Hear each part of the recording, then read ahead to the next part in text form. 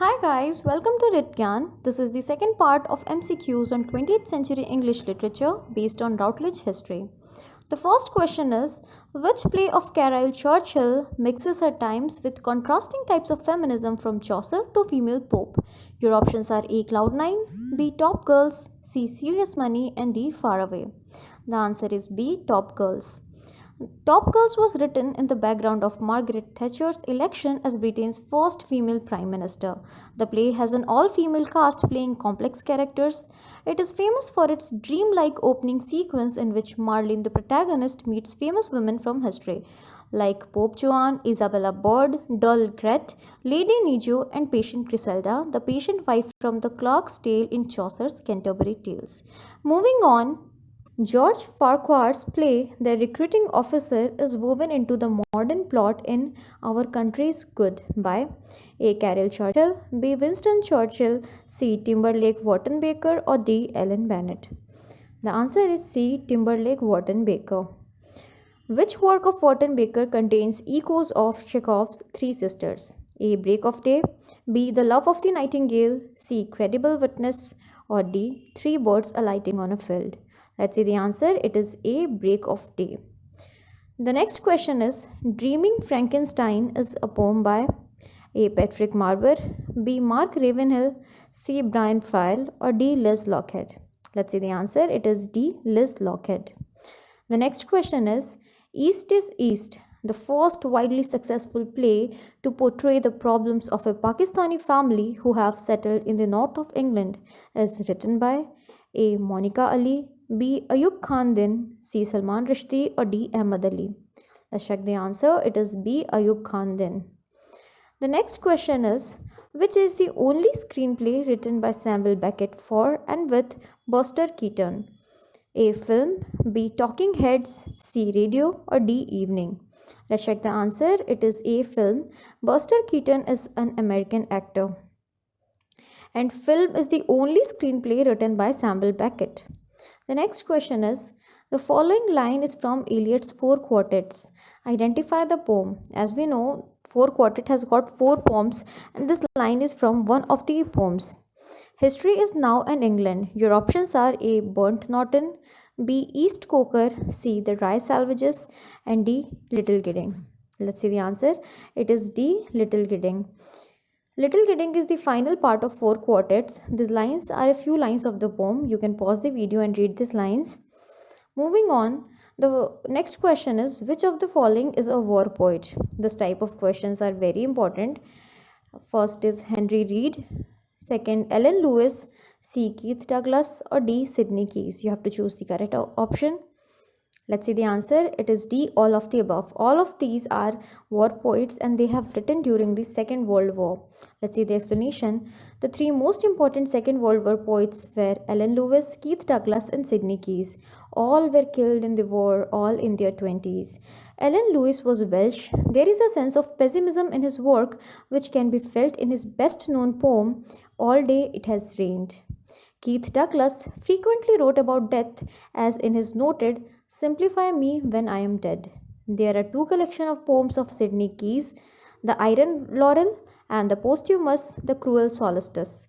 His elegiac tones express regret rather than anger. Let's move on. Given below is the lines of one of the best known single poems of the Second World War. Identify the poet. Today we have naming of parts. Yesterday we had daily cleaning, and tomorrow morning we shall have what to do after firing. But today we have naming of parts. Japonica glistens like coral in all of the neighboring gardens, and today we have naming of parts.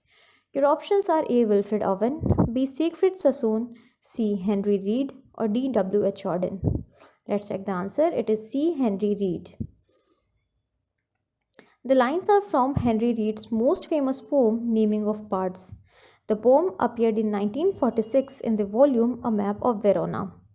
The next question is, which of Brenton's play deals with the English Revolution and the execution in 1649 of Charles I by Oliver Cromwell's men?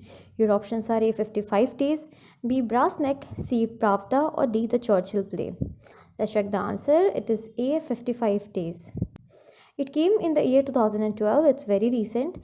What Cromwell says they are doing is marking out the future ground of England, sir. We will make Parliament the most powerful thing in the land, so no king can ever again claim to be mightier than the will of the people. We are not just trying a tyrant, we are inventing a country. The next question is, which work of Howard Brenton caused controversy in the 1980s due to a scene of homosexual rape? Your options are A. 55 Days, B. Brass Neck, C. Pravda, or D. The Romans in Britain. Let's check the answer. It is D. The Romans in Britain. One of the most controversial plays of the 1980s was Howard Brenton's The Romans in Britain, that came in 1980, of course, which, in a scene of homosexual rape, effectively paralleled the Roman occupation of Britain with the contemporary situation in Northern Ireland. Contrasting scenes of the two occupations, Brenton draws on epic theatre conventions. This is theatre of war, but with deeply human concern for history's victims. At the end of the play, we return to the aftermath of the Romans' departure from Britain, as the native characters try to identify something, maybe mythical, maybe real, that they can hold on to from the nightmare of their recent past. As so often in British history, the past they evoke reverberates with the name of King Arthur.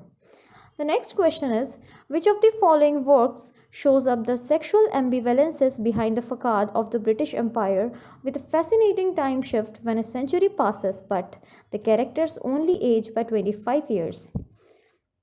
Your options are A. Top Girls, B. Cloud9, C. Serious Money, D. Far Away. Let's see the answer. It is B. Cloud9. Cloud9 is a two-act play written by British playwright Caryl Churchill.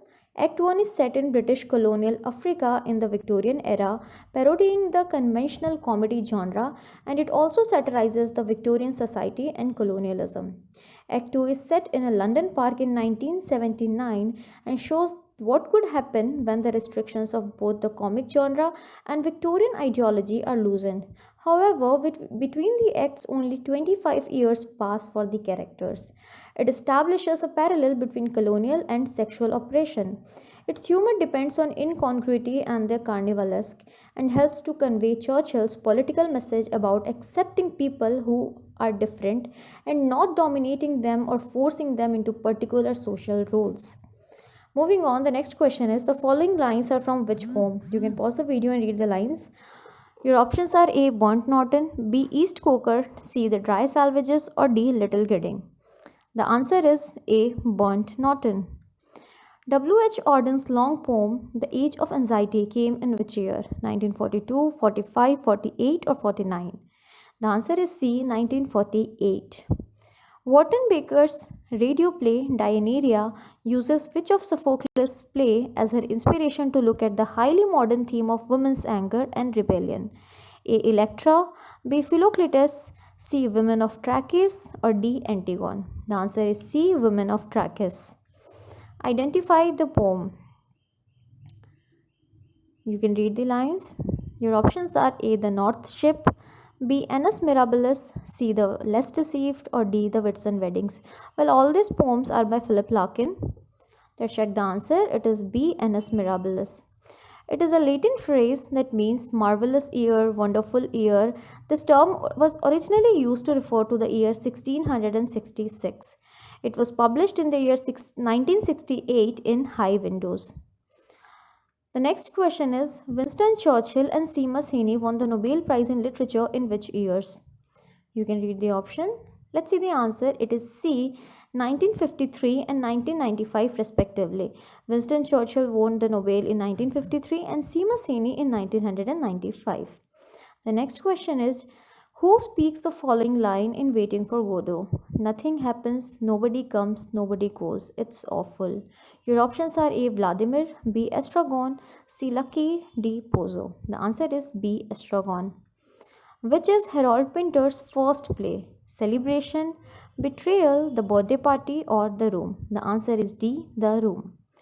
Talking Heads is a series of 6 monodramas written by A. Ellen Bleasdale, B. Ellen Bennett, C. W.H. Auden, or D. Liz Lockhead. Let's check the answer. It is B. Ellen Bennett. Talking Heads came in the year 1987. Ellen Bennett's stage plays include 40 Years On, The Madness of George III. Thanks for watching. That is it for today. You can leave your doubts, suggestions, or feedback in the comment section below. Till then, happy learning!